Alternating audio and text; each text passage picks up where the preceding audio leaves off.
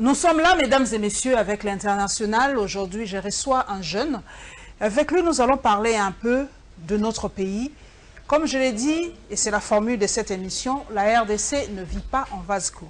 Alors aujourd'hui, nous allons parler un peu du fait de savoir si la RDC est et restera toujours le réservoir du monde. Avec Patrick Balelo, aujourd'hui, nous allons parler un peu de ce sujet. Très heureuse de vous recevoir, Patrick. Merci, Madame Paulette. La RDC est là. Scandale géologique, on ne le dira jamais assez. Depuis qu'on est petit, on nous encense de cette phrase-là. Oui. La RDC, scandale géologique, on a tous les minerais, et tout, et tout, et tout, et tout. Mais la population ne se retrouve pas. Ce sont les autres nations, surtout les nations dites impérialistes aujourd'hui, oui, qui jouissent de ce qu'on a aujourd'hui. Et d'ailleurs, pour une petite information, nous nous finons un peu. Huawei se dit aujourd'hui être la première société qui vendra les téléphones en 2019. Alors, comment la RDC, qui a en son sein le cobalt, le coltan, ne parvient même pas à fabriquer un tout petit téléphone? C'est quoi la RDC, premièrement? La RDC est une création de 1885. Parce que il faut se rappeler que l'Afrique a été partitionnée, après la domination à travers l'esclavagisme et consorts, l'Afrique a été partitionnée en petits morceaux pour les intérêts d'un groupe de gens, de l'élite occidentale. Ça n'a jamais été par rapport aux Africains eux-mêmes, mais par rapport à un petit groupe de gens, Léopold et ses potes. Et la RDC a été une création de cette période-là, d'où on a eu à donner la gestion auprès de l'individu Léopold, que les Américains, les Anglais, les Allemands, les Français avaient le droit de venir. Les autres. Voilà, voilà. Les Anglais. C'était à l'époque, c'était quoi encore le nom? Association internationale pour le bassin du Congo. Léopold mettait en avant l'idée de combattre l'esclavagisme arabe. Des musulmans, des Arabes, pardon, des Arabes, oui. Mais en réalité, il avait un plan de prédation des richesses de la RDC pour d'abord construire d'abord sa propre richesse en tant qu'individu et puis les richesses de son pays. La Belgique. La Belgique. Et par conséquent, pas seulement la Belgique, mais les gens aussi qui l'ont emprunté de l'argent pour investir ici. Donc l'Europe. Voilà, l'Europe, dont le Rockefeller et consorts. Donc l'RDC a été faite dans ce contexte-là. Et par rapport à ça, à l'époque, les humains africains n'étaient pas considérés comme tels. Ils étaient des choses, on les appelait des indigènes. On ne le calculait pas. On a eu à couper les territoires, ne tenant pas compte des réalités ethniques sur terrain, des empires et royaumes sur terrain. Mais par rapport aux intérêts, par exemple, les Belges se sont dit, puisque nous sommes dans tel milieu, nous prenons cette partie. Les Français se sont dit aussi pareil, les Anglais, les Hollandais et consorts et les Portugais aussi. Et sur base de ça, on s'est rendu compte qu'il y a eu des ethnies qui ont été divisées en qui plusieurs. Sont à travers, aujourd'hui, à cheval entre deux pays, deux ou trois pays d'ailleurs. Voilà. Et par conséquent, l'idée c'était de pouvoir puiser les matières premières parce que l'Europe s'est construite sur l'argent de l'esclavage. C'est durant les périodes de l'esclavage que l'Europe a commencé à concevoir ses capitaux qui ont permis à ce qu'ils aient un développement fulgurant vers les années 1700-1800. Et par conséquent, quand la machine, comment on appelle ça? La machine à coton, la machine à faire du coton a été inventée, ce commerce n'avait plus de sens. Et puis aussi par rapport aux résistances. On a vu ça aux États-Unis, entre le Nord et le Sud. Voilà, aux résistances de Noirs, cela se fait que l'idée de continuer à vendre les esclaves n'avait plus de sens. Ils avaient une deuxième théorie, puisqu'ils ont découvert d'autres matières premières qui pouvaient servir à leurs industries. C'est là qu'ils ont eu l'idée, au lieu de les vendre, il faut les utiliser sur place. Donc, la colonisation a été une forme d'esclavage à domicile. Vous voyez? Avec pour but de s'accaparer des richesses des peuples sans leur demander, parce qu'ils se disaient qu'ils ont le droit divin de dominer partout où ils pouvaient aller. Donc la RDC était une invention qui semble continuer dans ce contexte-là. Mais oui, c'est vrai, Patrick Balelo, vous nous avez fait un peu cette historique-là. Mais nous sommes quand même indépendants depuis 1960. Indépendants. Entre guillemets, si tu le veux, nous sommes indépendants quand même. Aujourd'hui, nous avons un nouveau président et tout ça. Alors, on va continuer toujours avec cette logique-là. Non, on ne peut pas continuer. Comment on ne parvient pas à créer des usines ici de transformation de nos propres matières premières? On ne pouvait pas parce que quel type d'humain ils ont fabriqué ici avec leur école? Une école qui était venue d'abord avec une idée de préparer le pillage de ressources, donc en utilisant la main-d'œuvre locale, parce que beaucoup de Blancs, vu l'image que les Occidentaux qui étaient ici vendaient en Europe là-bas, ou en Occident, c'était que l'Afrique était l'enfer, au fait, sur Terre. Et beaucoup ne voulaient pas venir. Les rares qui venaient, ce sont des gens qui ne se retrouvaient pas là-bas. Des aventuriers, des prisonniers, délinquants, des prisonniers et consorts, des sauvages, au fait. Et ces gens, Ils ont voulu de la société de chez eux. Voilà, chez eux. Et sur le terrain, ils ont voulu préparer des nègres dociles qui devaient continuer le jeu, même sans eux. Les nègres de maison, comme les nègres de maison. Et par conséquent, quelle forme d'éducation ils ont faite? Ils sont venus avec un schéma où ils ont scindé l'éducation et l'enseignement. Parce que, à vrai dire, l'éducation, c'est la base qui permet à ce que nous ayons un individu complet, en fait, utile et consort. Et ça travaille sur 4 domaines clés. Le savoir-faire, le savoir-être, la connaissance de l'être, qui est très important pour le savoir-être qui permet le savoir-vivre, et puis les savoirs qui est ce qu'on appelle culture générale. Or, la forme dont ils ont apporté à l'idée d'avoir des individus malléables, ils ont commencé par délaisser le savoir-être, donc le savoir-vivre, la connaissance de l'être, la connaissance en tant qu'individu humain, pour ne primer que le savoir-faire et le savoir. Et ce savoir-faire, logiquement, elle était axée sur la création des consommateurs. C'est-à-dire, dans le savoir-faire, par exemple, il y a 3 axes clés dans lesquels un savoir-faire intéressant pourrait évoluer. C'est-à-dire, le secteur où les gens fabriquent les richesses, ceux qui créent les richesses, et puis ceux qui transforment, ceux qui créent, et finalement, ceux qui gèrent. Et ceux qui consomment, à la fin. Ceux qui gèrent. Pas simplement consommateurs, mais les gestionnaires. Donc, les gestionnaires consomment ce que les primaires qui créent les richesses, naturellement, fabriquent et ils les gèrent. Ils ont axé leur formation, leur savoir-faire sur le secteur tertiaire qui était le secteur des gestionnaires. Raison pour laquelle vous vous rendez compte que cette école primait plus la mise en place des administratifs et non de vrais créateurs de richesses. Des richesses. Voilà. Genre un peu, peut-être descendons un peu pour comprendre Patrick Balelo. Donc on a formé beaucoup plus, vous avez dit les administratifs, mais pas les gens qui peuvent créer, par exemple, les charpentiers, les gens qui peuvent faire un travail pour développer ce pays, c'est ça? Les gens qui créent, on crée dans tout le domaine. Dans tous les domaines. Dans tout le domaine. Donc la créativité, c'est dans tout le domaine. C'est dans le domaine même administratif. Excusez-moi, je prends un exemple, Patrick Balelo. Moi, à l'époque, j'ai voulu faire la section coupe et couture. Oui. Mais mon père a dit non, ce n'est pas pour toi. Ça, Oui. c'est pour les gens. Permettez, c'est pas que je néglige les Non, c'est la réalité, il faut le dire. Les gens qui font la couture. La couture. Il me dit, c'est pas toi, avec ton intelligence, tu dois être avocate ou médecin. Mais aujourd'hui, on se rend compte que Versace est un couturier. Voilà, et qui est millionnaire aujourd'hui. Louis Vuitton est un couturier. Mais pourquoi nos parents avaient ça? Ce sont les Blancs qui leur ont inculqué cette idéologie héritée de la période coloniale. C'est une idéologie héritée de la période coloniale où on a réduit le concept intelligence en la réussite à l'école. Et tout en oubliant que cette école-là ne testait que certaines formes de l'intelligence. Parce que si l'intelligence est considérée comme étant la capacité de pouvoir trouver des solutions face à un problème, eh ben, on va se rendre compte que l'intelligence est un concept plurisémantique. C'est-à-dire qui peut s'appliquer dans beaucoup de domaines, en fait. Mais qu'est-ce qui se fait à travers l'école à l'occidentale qui a plus primé la création des administratifs? Eh bien, pour avoir des administratifs parfaits, parmi les différentes formes d'intelligence, là je me lance dans la théorie de comment il s'appelait encore cet américain, Gardner, qui a créé la théorie de l'intelligence multiple. Qu'est-ce que cela dit? Eh bien, il y a au moins 8 formes d'intelligence. Wow. 8 formes d'intelligence.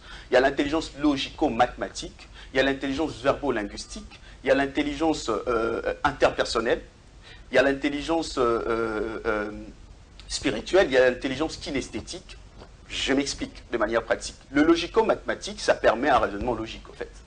Un raisonnement logique et mathématique. Le verbo-linguistique, ça permet la maîtrise, en fait, le savoir-faire de la maîtrise de langue, par exemple. Vous voyez? Le kinesthétique, c'est dans le mouvement. L'intelligence musicale, c'est dans la musique, au fait. Le mouvement, par exemple, les danseurs. Vous ne me direz pas, par exemple, que Beethoven était moins intelligent qu'Albert Einstein. Exactement. Vous voyez? Il a été génie, Beethoven a été génie dans le domaine musical, en fait. Or, Albert Einstein a été un génie dans le domaine logico-mathématique et verbo-linguistique. Or, cette école a plus axé l'intelligence dans ces 2 formes premières, en fait, d'intelligence qui sont le logico-mathématique, mais aussi le verbo-linguistique, parce que, avec le postulat classé à cette époque en matière de l'éducation, qui était la création des employés, parce que c'était durant l'époque industrielle où l'Europe a bâti sa forme de système éducatif dont ils nous ont fait hériter, l'objectif était de créer des outils, individus-outils, qui peuvent faire l'emploi dans une forme d'administration industrielle. Vous comprenez cela? Parce qu'à l'époque, il n'y avait pas de robots et consorts. Et les humains devaient remplacer cela. Donc, forme des automates humains. Vous voyez? Et par rapport à ça, pour que quelqu'un arrive à mieux accomplir ses tâches, il fallait deux de ces formes de l'intelligence à être mises en avant.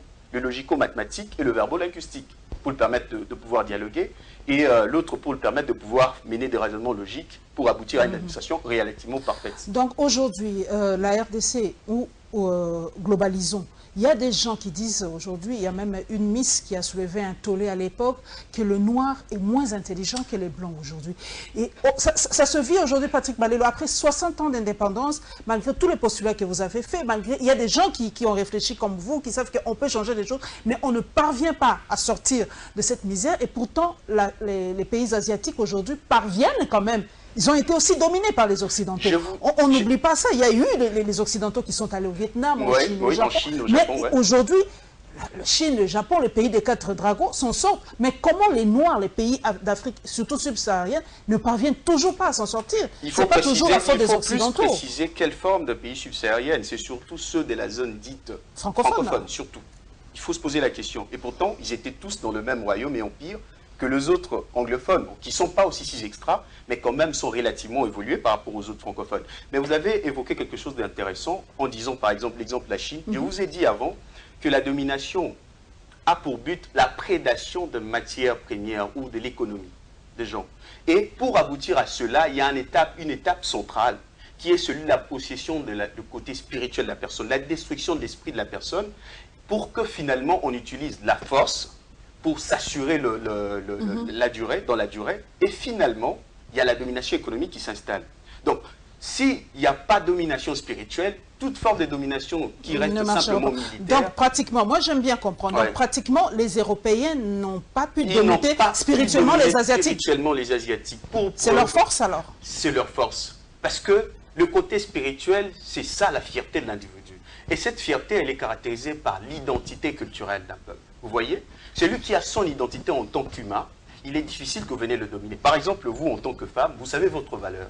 Il est difficile qu'une personne misogyne vienne vous dire, par exemple, que vous êtes faite pour rester à la maison. Ça passe pas. Hein. Voilà. Parce que vous avez votre esprit, vous avez votre identité, vous avez votre fierté. Et par conséquent, ce n'est pas un monsieur qui vient, par exemple, avec de l'argent qui peut vous utiliser comme un instrument sexuel. Même si vous manquez quelque chose. Parce que ça ne tiendra pas dans votre logique, parce que vous avez au moins une personnalité. Donc une identité culturelle. Or, un peuple qui n'a plus son identité culturelle, qui singe les autres, devient un peuple idiot, ignare et facilement manipulable. Et c'est le cas des Africains. C'est ça le cas. Mais alors, les églises de Noirs aujourd'hui ont raison de dire que nous devons retourner à nos valeurs ancestrales. On ne le connaît même plus, on a tout perdu. Bon, pour être franc, parce qu'aujourd'hui, tout ce qui est noir et diabolique est satanisé en fait. C'était satanisé dans le but de vous couper avec vos racines pour devenir des chauves-souris dont ils pourraient facilement manipuler, parce que vous ne ressemblerez plus à vos ancêtres et vous ne saurez jamais leur ressembler. C'était ça l'idée de l'assimilation coloniale, la philosophie appliquée sur le terrain. Et facilement une personne comme ça se devient ce qu'on appelle en psychologie l'aliénation culturelle. C'est le cas des Africains. Ils souffrent de l'aliénation culturelle. Vous vous rendez compte que les Africains ont honte, par exemple, de mettre en avant leur nom. Juste ça. De mettre en avant leur langue, de mettre en avant leurs éléments culturels. Il a honte, par exemple, de s'affirmer comme un Moulouba, il a honte de s'affirmer comme un Chouaïli, il a honte de s'affirmer comme un Congo, un Yanti et consort, surtout quand il se présente dans certains milieux, parce que pour lui, ce sont des choses qui lui régressent au fait. C'est satanique et consort. Or, ce n'est pas le cas d'un Chinois. Un Chinois est fier d'être Chinois. Il s'appelle toujours Xinjiang, Yang Yong. J'ai jamais vu un Chinois avec un prénom européen, en fait. Il s'en fout. Nous autres, donc même dans notre nature, on saillit même au niveau de nos carnations parce qu'on veut ressembler aux Blancs, qu'on ne ressemblera jamais. On saillit même au niveau de nos coiffures, par exemple, quand vous regardez les dames, vous voyez ces histoires des Kabyles et consorts. Pour quel but ils défrisent, par exemple, les cheveux? Simplement pour ressembler aux Européennes, parce que d'après c'est peut-être pour faciliter aussi la coiffure. Il ne faut pas tout... Quelle facilitation de la coiffure? Quel impact, par exemple... de manière pratique. On a des cheveux crépus, c'est très difficile à peigner. C'est notre chevelure, c'est notre nature, c'est notre identité. Le blanc ne ferait jamais un afro pour ressembler à un noir. C'est un avantage pour nous par rapport à notre milieu de vie plutôt. Et pourquoi devions-nous ressembler à eux? Le Chinois ne fera pas l'effort de ressembler à un métis. Comme même que, par exemple, moi je trouve que le mixage, métissage de peuple est relativement joli, au fait, à voir. Mais le Chinois ne s'efforcera jamais à ressembler. Le noir s'efforce à ressembler à tout le monde, sauf à lui-même. Soyez noir ici, on vous dira aux Longiloko, la Satané qu'on sort, du moment où en réalité, c'est notre identité, c'est nous, au fait. Et quand on n'a pas le nous là, c'est fini. Et quand vous avez évoqué les histoires des religions ou des églises de noirs et consorts, bon, personnellement, je me dis que les églises sont des instruments de domination qui ont pour but d'assouvir des objectifs purement financiers, parce que tout ça, ce sont des structures qui ont pour but la domination, faciliter une certaine domination, et ça favorise surtout plus l'obscurantisme qui empêche énormément le développement. Parce qu'une personne qui entre dans les histoires obscurantistes, il ne peut plus réfléchir de manière rationnelle. Et par conséquent, le développement ne saurait pas se faire avec une telle personne. Alors, comment doit se faire ce développement, Patrick Bayolo? Parce qu'on a tout chez nous. C'est pas reprendre. Doit-on, comment dire, faire une rupture avec l'Occident, comme la Chine l'a fait? La Chine, non, la Chine ne l'a jamais fait. Mais on nous a dit, on nous a appris que la Chine s'était enfermée sur elle-même pendant un certain temps. Oui, et oui. c'est ce que nous, on doit faire, Oui. pratiquer pour se couper du lien avec les impérialistes. Bon. Parce qu'aujourd'hui, c'est ça le mot-clé, c'est l'impérialisme, c'est l'ingérence, tout est à la faute des Occidentaux. Est-ce que doit-on tout mettre sur la tête des Occidentaux? Moi, je trouve que c'est trop simpliste et trop facile. Je dois arranger mon discours. Tout n'est pas à la tête des Occidentaux. Ils ont une très grande part de responsabilité, mais nous aussi, nous avons une part de responsabilité. Nous autres, cette génération. Parce que nous avons la capacité d'agir. Nous possédons le présent, ceux qui n'ont pas. Les Occidentaux n'ont pas... ils ont eu le passé, ils nous ont dominés dans le passé, mais présentement, nous avons le présent entre nos mains pour définir notre avenir. Vous voyez? Et à trop les responsabiliser ou à seulement les responsabiliser sans nous remettre en cause, ce sera une forme de raisonnement un peu bâclé d'après moi. Nous avons l'obligation maintenant de comprendre où nous voulons aller. En fonction de cela, nous devons maintenant rétailler les paradigmes par rapport à nos réalités. Mais pour que cela soit fait, la première des choses, c'est investir dans l'homme. Mais investir dans l'homme comment? Changer le système éducatif. Changer le système éducatif pour vous, il faut vraiment tout changer. Les systèmes éducatifs que nous avons fabriquent des idiots inconscients, au fait, de robots inutiles. On le voit, le vrai voleur ici sont les gens qui sortent de l'école. C'est pas un chèque qui vole 2000 francs congolais, mais c'est un ministre qui vole des millions en fait. Ils sont tous les mêmes, ils sont des chèques en cravate en fait. Ils sont des licenciés, de ceci, cela et consorts, mais de vrais voleurs. Des personnes sans morale, sans foi ni loi, parce que l'école avait primé à mettre en avant plus un savoir-faire lié à la gestion de l'administration, tout en négligeant le savoir-être et la connaissance de l'être qui créent des humains qui n'ont pas de personnalité, qui n'ont pas d'intégrité. Vous voyez?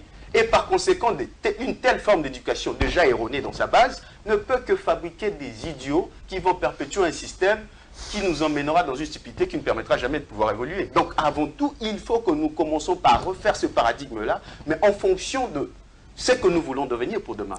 On nous dit qu'on doit avoir des relations win-win avec les pays occidentaux. Est-ce que c'est faisable ou c'est vraiment une utopie? Parce que vous avez, tel que vous avez tracé les choses, les Blancs ont je peux dire, une génération d'avance sur nous. Ils savent ce qu'ils doivent faire, ils savent quelle technique adopter, ils connaissent nos faiblesses, ils connaissent... Alors, ce partenariat win-win, est-ce que ce n'est pas une utopie, Patrick? Pour l'instant, c'est une utopie, pour être franc. Pour l'instant, c'est une utopie. Ce que l'Afrique a besoin peut-être de faire, c'est de profiter, parce que ce qui est vrai, la géopolitique mondiale est en train de se retracer autrement. Et nous devions profiter de tous ces conflits géopolitiques qui se réalisent dans le monde pour nous positionner. Mais ce n'est pas facile dans le contexte de notre pays où il y a plus d'ingérence. Parce que l'autre fois, je faisais comprendre à quelqu'un que le vrai frein du développement du Congo, ce n'est pas la corruption, mais c'est l'ingérence occidentale. Parce que je veux vous dire une chose. La corruption ne peut jamais freiner un pays à pouvoir développer de manière pratique. Si ce pays arrive à avoir des moyens suffisants pour son développement. Je vous donnerai des exemples pratiques. Je vous en prie, parce que je comprends pas très bien. Vous savez, par exemple, je vous poserai la question, comment est-ce que les Saoudiens, la famille royale saoud, a pu avoir des milliards de dollars si c'est né par de pots de vin pour faciliter certains contrats sur terrain? Exactement. Parce que qu'est-ce que la corruption? Corrupter l'action de faire réaliser à quelqu'un quelque chose, une action qu'il n'aurait pas pu réaliser de manière naturelle, mais vous utilisez de manière souvent financière pour lui faire accepter quelque chose ou lui faire valider quelque chose qu'il n'aurait pas pu faire. Exactement. Or, la réalité de l'enrichissement de la famille Saoud, c'est à travers ça. Avec, comme tous les chefs d'État africains. Comme tous les chefs d'État africains, comme les familles royales, par exemple, de la Grande-Bretagne et partout ailleurs. Voilà, et comme toutes les élites. Parce que, par exemple, en France, si vous vous souvenez bien des actualités, vous allez vous rendre compte des histoires de corruption. Même en Israël, je me rappelle, le Premier ministre est bourré dans des histoires de... Je prends le Brésil, par exemple, sous Lula, parce que c'est Lula qui a fait sortir le Brésil de la pauvreté. Lula est empêtré dans des histoires de corruption. Je prends l'exemple de l'Angola. Comment vous allez me justifier l'enrichissement de la fille du président Dos Santos, voilà, Isabelle, si c'est né par des histoires un peu bizarres, dignes d'être qualifiées de corruption. Mais cela n'a pas empêché l'Angola en 2002 de pouvoir bâtir leur pays. La corruption n'a pas empêché l'Arabie Saoudite de pouvoir se construire. Mais nous ici, déjà, combien nous captons? Le prix de nos matières premières ont été, bien avant la révision de ce code minier, imposés par les Occidentaux. Et tout dirigeant africain, surtout congolais, qui s'est forcé à pouvoir refuser cela, on connaît le sort. On a eu un Lumumba, on a chassé, tué. Tué carrément. S'il est trop intelligent, on le tue. S'il est relativement, on peut le laisser. Et on a vécu ce qu'on a vécu. On a eu l'indépendance, on a imposer nos propres dirigeants d'après notre vision, mais qu'est-ce qui se fait? On a vu le sort. On nous a imposé un Mobutu. Parce que Mobutu n'est pas une volonté de la population congolaise, mais c'était une imposition occidentale. Mobutu a pu travailler, parce qu'à cette époque, c'était un bon dictateur pour eux. C'était même pas un dictateur, un bon dirigeant africain, un démocrate, d'après eux. Si vous disiez, voilà. L'essentiel, c'était la stabilité. C'était pas la stabilité, c'était la facilité du pillage de ressources de l'Afrique. Parce qu'à travers Mobutu, ils ont profité pour pouvoir embêter le pays. Il y avait une certaine stabilité, Patrick Balelo, quand même, pendant... Nous avons grandi sous. C'est eux qui créent l'instabilité. Et quand ils ont un pion qui est en leur faveur, donc ils ne créent pas. Ils vous laissent tranquille. Donc tout ce qui se passe aujourd'hui, c'est leur faute. Tout ce qui se passe à l'Est et tout ça, parce qu'ils ne sont pas avec Kabila. Il faut bien comprendre les choses. À qui bénéficient toutes ces bêtises? Est-ce aux multinationales? Et le nouveau président, qu'est-ce qu'il doit faire? Il doit continuer avec le nouveau code minier. Le jeu n'est pas facile. Est-ce que doit-il revoir ce code minier? Non, il ne peut pas revoir ce code minier parce que... Mais il a promis, si je ne me trompe pas, en tout cas on peut me corriger, mais il avait promis de revoir un peu ce code minier. Je sais pas, mais d'après mon point de vue, il ne peut pas le faire. Parce que pour moi, la révision du code minier, c'était un point d'honneur que l'ancien président a fait aux Occidentaux. C'était pas une forme de chantage aussi? Pas vraiment. Il comprend le jeu, il comprend l'évolution de choses, il comprend qu'à un moment donné, il a été utilisé, il comprend qu'on ne l'a pas laissé assez de volants pour pouvoir réaliser des choses, et par conséquent, du moment où il commençait à mettre trop de pression, lié aussi aux accords qu'il a eu à faire en matière électorale, par exemple, en matière de notre constitution, donc il était obligé de pouvoir laisser les choses, et l'Occident a toujours tendance à remercier tous ceux qui les ont servis en monnaie de singe. Nous connaissons la suite de tous ceux-là qui ont eu à servir corps et âme à l'Occident. Nous savons leur suite finalement. Et lui, il avait compris cela. Il a essayé de faire quelque chose pour ce pays. Mais bon, beaucoup de gens ont identifié le malheur du Congo en lui et ils auront du mal à mener un jugement objectif par rapport à lui. Mais de manière pratique, la révision du code minier est très bénéfique par rapport à lui. Parce que ça va grossir l'assiette budgétaire et ça pourrait permettre certaines choses. Comme je vous ai dit, par exemple, l'Angola. Moi, j'ai connu l'Angola, un pays très pauvre, un pays en guerre. Les Angolais n'étaient pas fiers d'être Angolais. Mais aujourd'hui, ils ont un budget de plus de 80 milliards de dollars. Vous savez, de manière pratique, qu'est-ce qui s'est fait? Eh bien, l'Angola a eu à signer un contrat avec les Chinois à partir de 2001, si je m'abuse, où ils ont un contrat gagnant-gagnant, relativement digne de ce nom. Bon, je dis relativement, il est vrai que la Chine a plus bénéficié, mais comparé au contrat avec les Européens, qui vous donnent par exemple 50 millions, mais ils vous imposent beaucoup de choses où, de manière pratique, vous n'allez rien avoir. Donc, ils vous donnent 50 millions de dollars, ils vous imposent beaucoup de choses, ils vous envoient leurs experts, ils vous disent 40 millions, 40 millions rentrent chez eux. Tandis que ce n'était pas le cas avec les Chinois. Ils ont mis beaucoup d'argent. Bien sûr qu'ils ont pris beaucoup de choses, mais ils ont mis beaucoup d'argent, ils vous ont construit des histoires et ils vous ont laissé toutes ces histoires-là, et à la longue, ça profite relativement à vous, ça peut quand même vous permettre de pouvoir Patrick, moi j'ai jamais compris. C'est vrai que vous fustigez un peu... Excusez, j'ai pas fini le cheminement de l'idée. Donc l'Angola, grâce à cette forme de contrat avec les Chinois, via leur pétrole, où ils ont eu à s'entendre en matière de pourcentage et en matière de contrepartie, nous avons vu l'Angola se construire. Et en un temps record, entre 2002 jusqu'en 2014-15, avant la crise de cuivre et consorts, parce que la plupart des économies de pays dites en voie de développement durant tous ces derniers temps, c'était plus axé sur le secteur minier. Et il suffirait qu'il y ait cette crise pour que nous sentons qu'ils ont eu à avoir de baisse parce qu'ils n'ont pas eu le temps de diversifier leur économie. Comme chez nous, on a senti aujourd'hui le cobalt, voilà, on a fait baisser de 95 000 dollars la tonne à plus ou moins 30 000. Ça par exemple, à partir de 2015, le budget et toutes ces histoires qu'on a eu à connaître, c'était à cause de cette chute des matières premières qui est, au fait, la grande partie des recettes ici.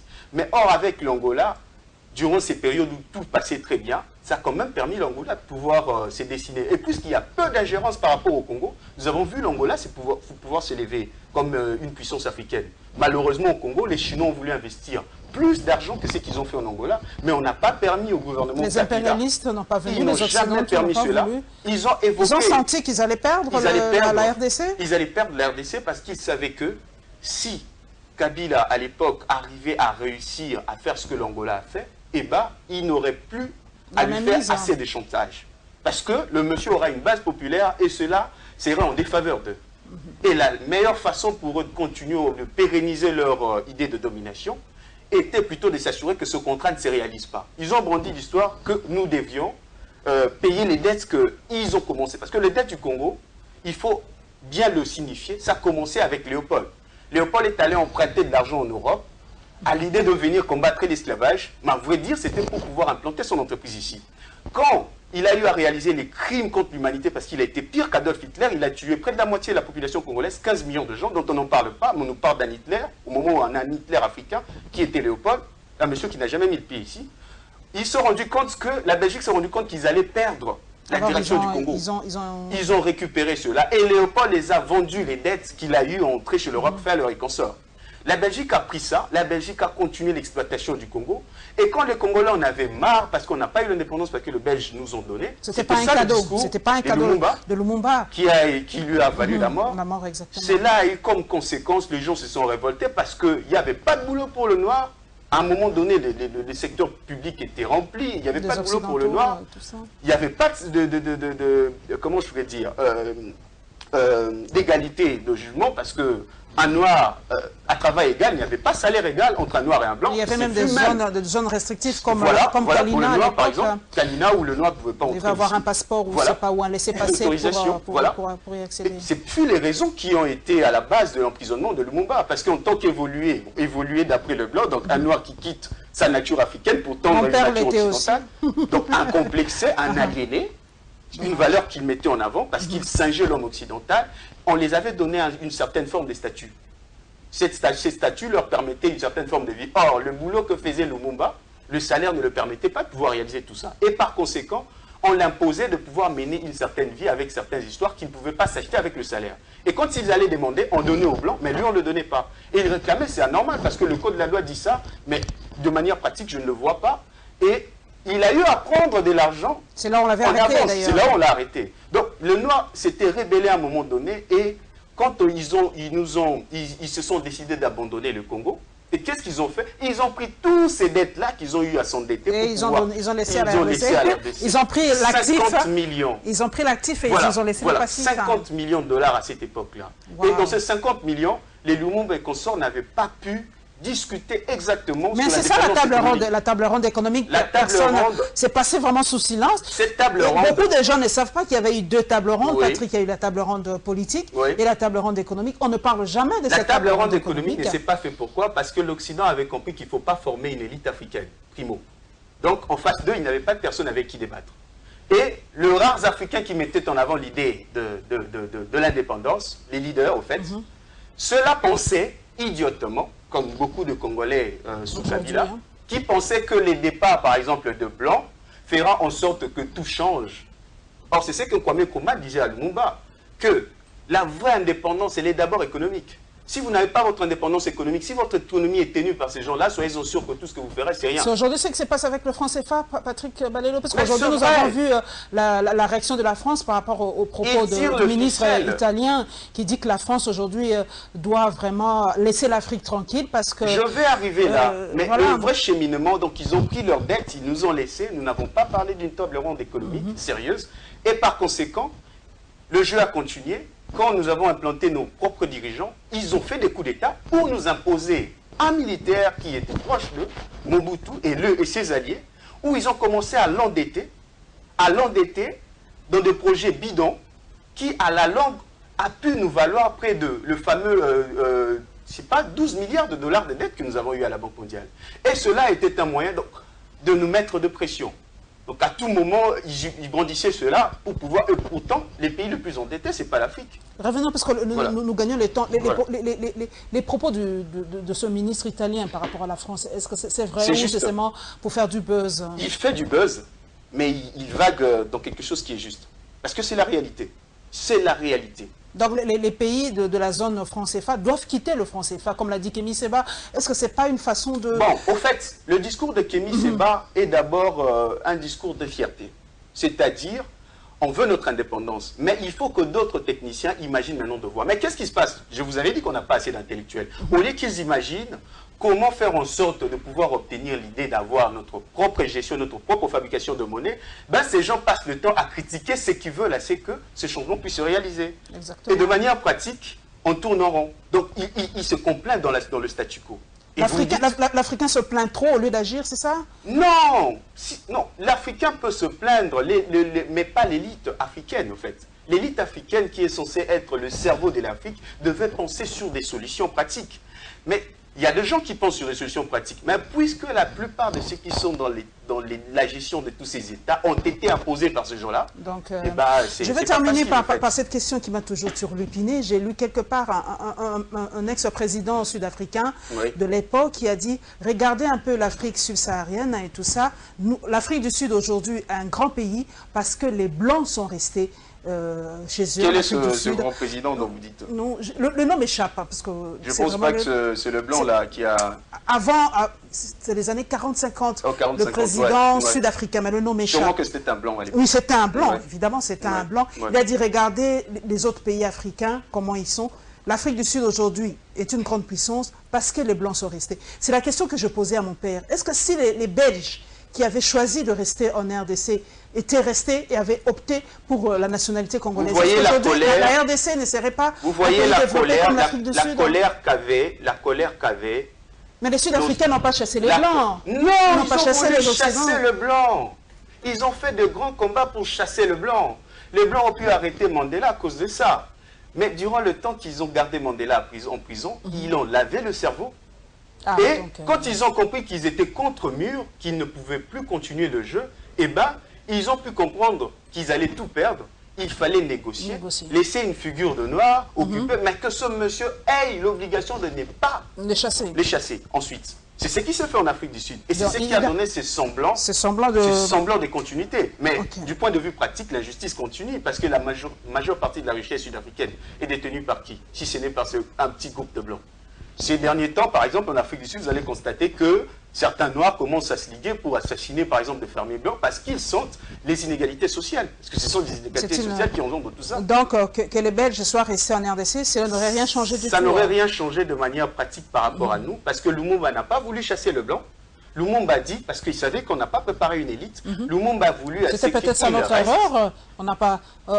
si on avait suivi le plan de Van Bissen, Patrick, nous passons du coq à l'âne, si on avait acquis l'indépendance en 1980, peut-être on ne serait pas comme ça, on aurait formé une élite. Van Bissen lui-même n'a jamais été écouté par la Belgique à l'époque, quand il proposait son plan de fameux 30 ans. Et dans le plan de 30 ans de Van Bissen, qui consistait à pouvoir former une élite pour pouvoir aider le pays à pouvoir continuer, cette formation allait être dans quel sens? Parce que ce n'est pas la question de parler simplement de l'éducation, mais quel type d'éducation, quelle éducation vous allez donner à ces gens-là? Pour quelle finalité? N'est-ce pas une finalité de continuer la pérennisation du pillage de l'Afrique en faveur de l'Occident? Van Bissen n'a pas été écouté par la Belgique à cette époque. On l'a négligé totalement. Parce qu'on s'est dit, bon, la Belgique, depuis la bêtise du Congolais qui a été assassiné, j'ai oublié son nom, du fait que ce monsieur réclamait déjà aux alentours de 1900, Paul Panda, qui réclamait aux alentours de 1920, parce que ce monsieur a été un boy. Farnana ou quoi, c'est ça? Voilà, Paul Panda. Il a été pris comme un boy chez un blanc qui l'a emmené là-bas. Et le blanc avait compris que le nègre n'était pas si idiot qu'on le disait. Et il a fait entrer dans une école occidentale. Il a été formé en agronomie et consorts. Et le monsieur, il a combattu durant la Première Guerre mondiale. Et il avait compris que si on formait le noir à cette époque-là, on leur donnait une éducation adéquate, ils pourraient s'émanciper parce que le discours officiel disait qu'il voulait l'émancipation de Noirs. Et Paul Panda réclamait cela. Mais qu'est-ce qui se fait ensuite? On l'a assassiné. Donc comment sortir de cette ingérence, parce que c'est vraiment la dernière ligne droite, comment sortir de cette influence occidentale? On doit commencer par l'éducation et on doit commencer par certaines actions dont on peut faire. On peut continuer avec ce jeu-là parce qu'on ne saurait pas couper les liens du jour au lendemain, c'est impossible ou c'est suicidaire, mais on peut continuer, mais il y a quand même certaines parcelles qu'on peut quand même essayer de faire à notre niveau. Par exemple, la question de l'éducation.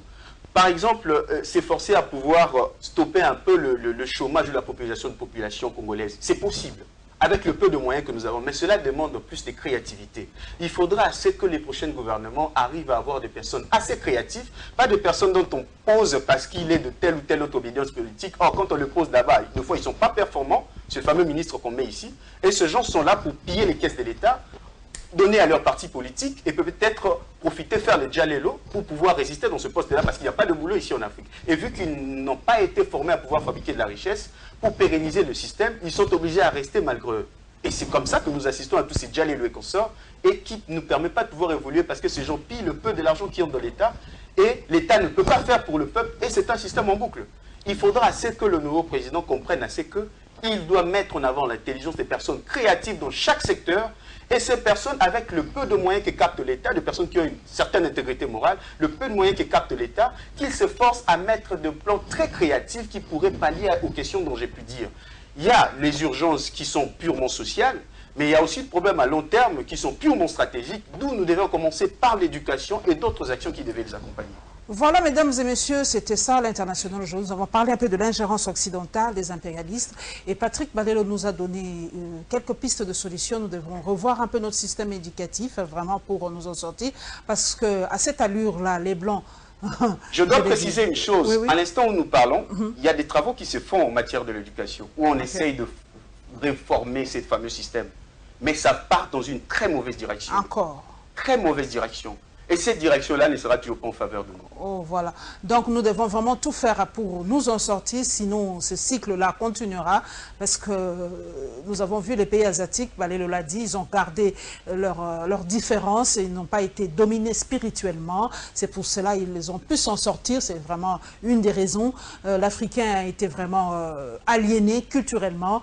Vous avez vu, même nos prénoms, tout ça, l'Africain veut à tout prix ressembler à l'occidental, au blanc.